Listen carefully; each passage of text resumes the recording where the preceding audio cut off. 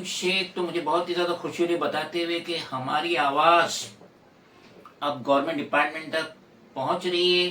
जैसा कि आप जानते हैं, सेबी जितनी भी फाइनेंस कंपनी होती है, शेयर बाजार है, Bombay stock exchange, national stock exchange with other investment mutual fund, उसकी जो निगरानी करती है सेबी करती है, जिसे कहते हैं securities and exchange board of India, in short SEBI.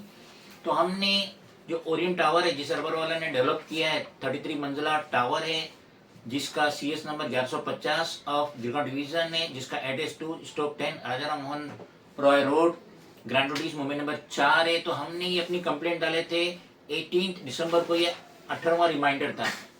इसकी एक कॉपी हमने सेबी चेयरमैन को दिए थे, और सेबी चेयरमैन को 18 का जो हमारा लेटर है, कंप्लेंट है, उन्हें 21 को मिला, और इधर लिखा हुआ है 21 दिसंबर को मिला, और उन्होंने 31 दिसंबर को जवाब दिए हमें, जो आज हमें मिला 3 जनवरी फ्राइडे 2024। ये उसकी कॉपी है।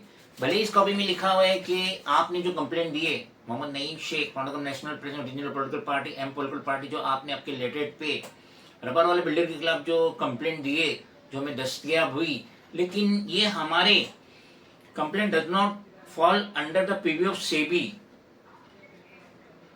And therefore the original letter is being return to you.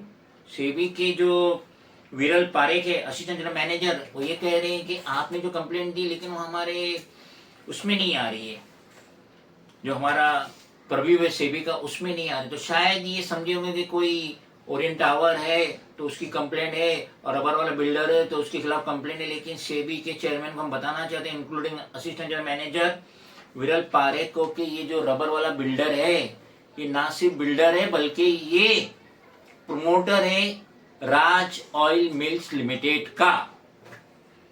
और शायद सेबी को ये याद ना हो कि रबर वाला, तबरेज रबर वाला, या उनके भाई, उनकी बड़ी होल्डिंग है, 75% होल्डिंग है विद उनके जो साथ का पार्टनर है, उसके साथ मिलके।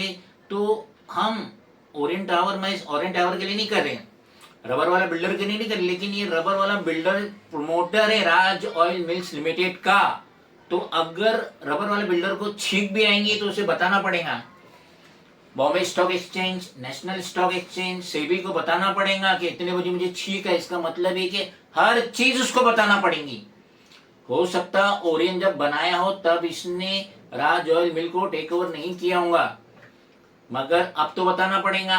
प्रभात सदन अग्रीपाड़ा, वो भी बना रहा, बताना पड़ेगा। लंबी सीमेंट चाल, वो भी बना रहा, वो भी बताना पड़ेगा। विद अदर डेवलपमेंट प्रपोजल बताना पड़ेगा, क्योंकि उसकी कंपनी लिस्टिंग कंपनी है, राज ऑयल मिल लिस्टिंग कंपनी। हर चीज बताना पड़ेगी, जो जो कर रहा सब बताना पड़ेगा, क्योंकि ये आगे चल के मुझे ऐसा गुमान हो रहा है कि राज ऑयल मिल का नाम चेंज करेगा, रबर वाला हाउसिंग एंड इंफ्रास्ट्रक्चर लिमिटेड लिखेंगे, क्योंकि उसकी वेबसाइट पे ये नाम आता है, चेक कर लेना जरा। तो कहने का मकसद ये कि सेबी तक इसकी आवाज घूम चुकी है। अब भेजने वाला, कंप्लेंट रजिस्टर करने वाला कोई और नहीं, मैं हूं मोहम्मद नईम शेख। तो अब हम ये जो असिस्टेंट जनरल मैनेजर है विरल पारेख, उसको रिप्लाई देंगे, उसे बताएंगे कि हम ओरिएंट टावर की जो कंप्लेंट कर रहे, जिसमें इरेगुलरिटीज हुई है, जो 8वें माले पे रिफ्यूज फ्लोर था, उस पे रबर वाला ने 3 फ्लैट बनाए, हाल फिलहाल में उसे तोड़ा भी है, लेकिन बनाया कैसा? रिफ्यूज फ्लोर पे कंस्ट्रक्शन कर नहीं सकते। उसके बाद उसने डम्मी बोगस बिल्डिंग प्रपोजल हमें प्लान भेजा, उसने उस बोगस प्लान की बेसिस पे इलेक्ट्रिक मीटर लिया इन 3 फ्लैट्स में, 8वें माले के ओरिएंट टावर। इसका CS number 1150 of Girgaon division, वो नहीं ले सकता था। गलती गलती गलती। और अब जिस तरीके से ओपन बालकनी को फ्लैट में कवर करा, नहीं कर सकता।